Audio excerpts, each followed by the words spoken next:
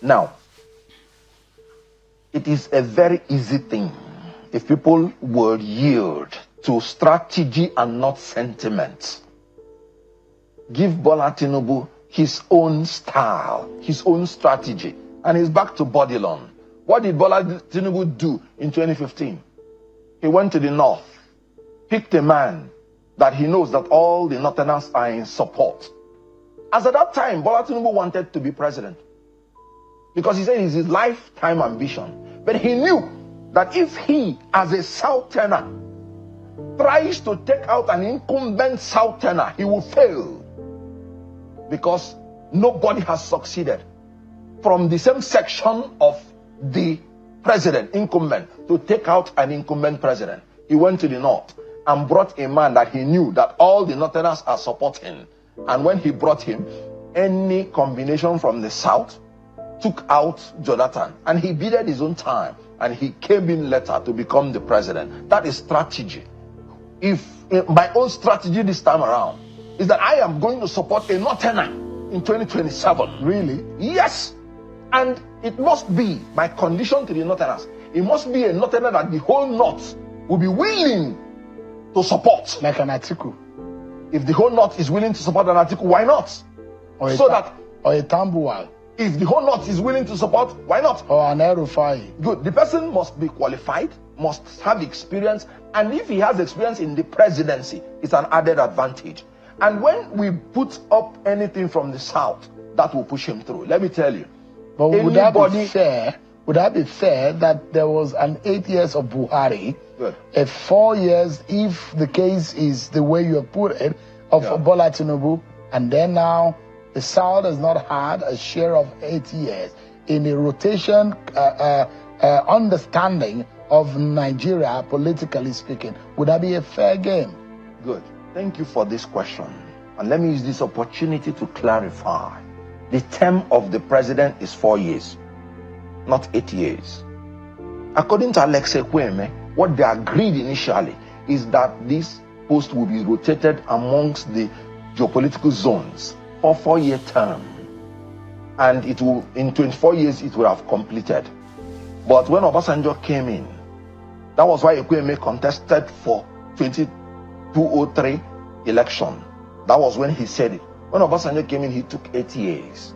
But what happened? When Yaradua came in, before he finished one term, he died in office. Did the North insist that he must finish his 8 years? The answer is no. You know why? It is one term for the president, and the 8 years is for the incumbent. If the incumbent is doing well, if there is a supervening event that stops an incumbent halfway, the other half is there for every Nigerian to contest. And if it goes to the other side will now spend 4 years. That was what happened between Yaradua and Goodluck Jonathan. Yaradua spent 4 years. Just take it 4 years. Of course, you know he died before the 3rd year. And then it was a supervening event that did not allow the incumbent to finish the 8 years. What happened? Goodluck Jonathan came. The North said, please, let us finish our 8 years. They said, no, it's a joint ticket. Something has happened. And this is the vice president. Treat it as a joint ticket. Let them divide the position now into half. 4 years for the North, 4 years to the South. And after, it will come back to the North to finish its 8 years. And that was what happened. Even when Jonathan wanted to now continue to do 8 years, the North said no. That will now be injustice.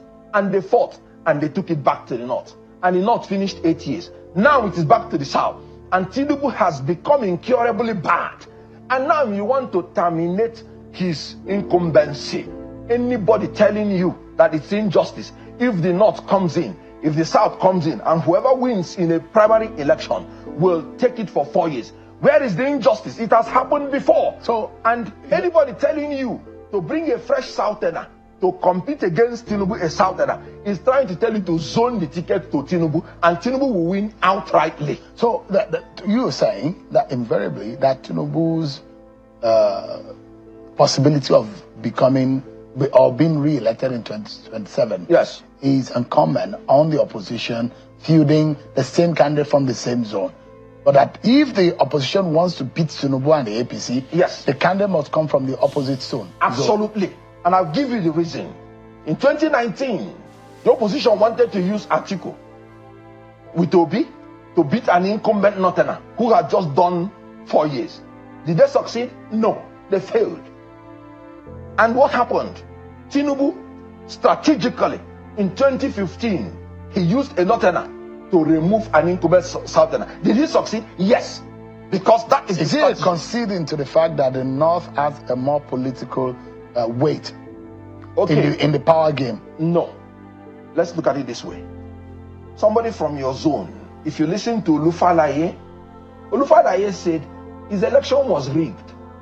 But immediately the people rigged him out. They prevailed on him that he is a fellow Yoruba person that he contested with. Why not let him leave it? We have not had a good electoral system. This election is going to be written, like I've always told you, in 2027. They have already prepared it. Have they done electoral? Yes, have they done? Do you have evidence to that? No, I told you 2023 there was technical glitch, and they have not given us the excuse till today. Technical glitch, by my own definition, is the process of suspending an election so that you can write it instead of transmitting it. And there is no assurance that you do not have in 2027. If you say that if they write the 2027 and is a fellow Southerner that you're competing with, they will prevail on you. Please leave him. He's your fellow Southerner.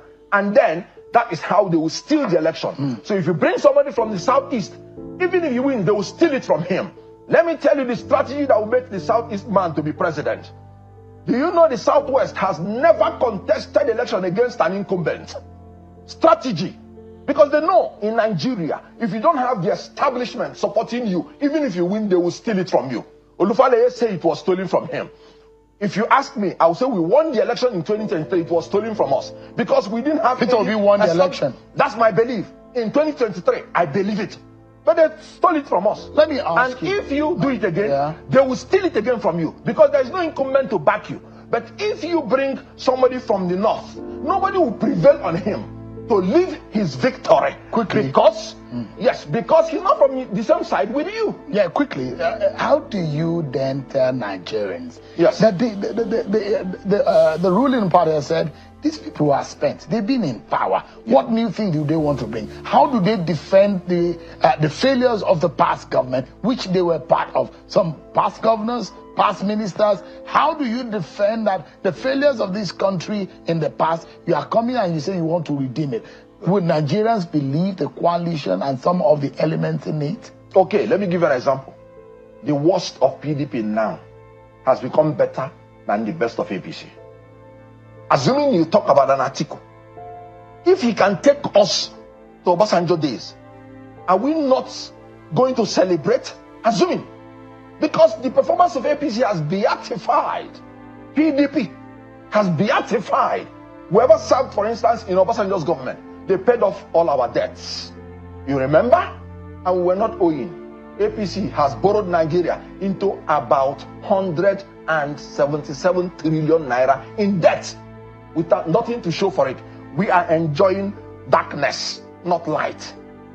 I've told you now, people cannot fly to go and come back. I've told you how flawed. Took away 500 persons in Niger State. The president has not gone to commiserate with them. I've told you how 500 persons were roasted by terrorists in Benue State. Now, if you get a president, assuming who was with Obasanjo, there was no security problem, then we were moving in the right direction.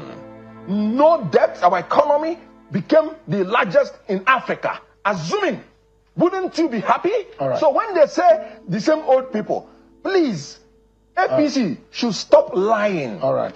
Mr. Kenneth Okonkwo, thank you so much indeed for your time. Thank you. Appreciate it.